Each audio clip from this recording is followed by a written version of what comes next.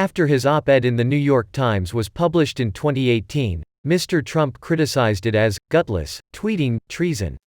The president posted on Twitter that day, "If the gutless anonymous person does indeed exist, the Times must, for national security purposes, turn him/her over to government at once." Mr. Taylor was named in a DHS whistleblower complaint this year as one of the people allegedly shaping United States intelligence and retaliating against people who didn't comply. He also was involved in drafting President Trump's travel ban. Mr. Taylor said he wrote nameless criticisms of the president because Donald Trump is a man without character. Mr. Taylor said, "Trump sees personal criticism as subversive. I take a different view. We do not owe the president our silence. We owe him and the American people the truth." The Trump campaign noted that Mr. Taylor denied to CNN's Anderson Cooper twice on August 21 that he was anonymous. Mr. Taylor is now a CNN contributor. He is a lifelong Republican. Mr. Taylor served as a political appointee in the George W. Bush administration. Mr. Taylor came into the Trump administration with DHS Secretary John Kelly. He said, "Too often in times of crisis, I saw Donald Trump prove he is a man without character, and his personal defects have resulted in leadership failures so significant that they can be measured in lost American lives. I witnessed Trump's inability to do his job over the course of 2.5 years.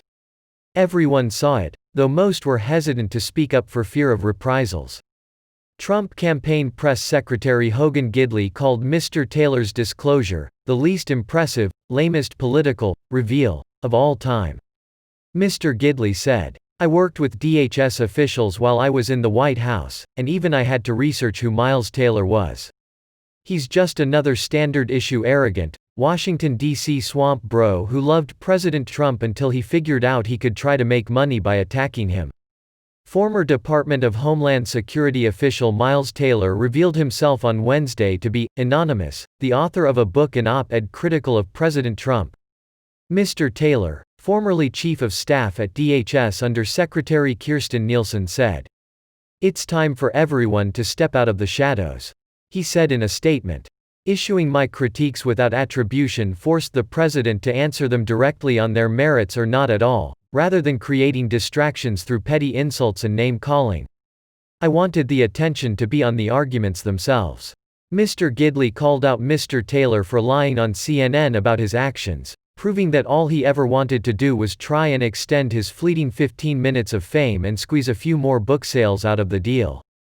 Mr. Gidley said, "By contrast, United States Navy veteran Tony Bobulinski is not anonymous and is publicly pointing the finger at a real corrupt politician, Joe Biden, who schemed with his family to make millions from foreign business investors. The very fact that the Beltway media cared about and hyped up anonymous just emphasizes how derelict they are when they totally ignore the readily visible Biden pay-to-play scandal unfolding before their eyes."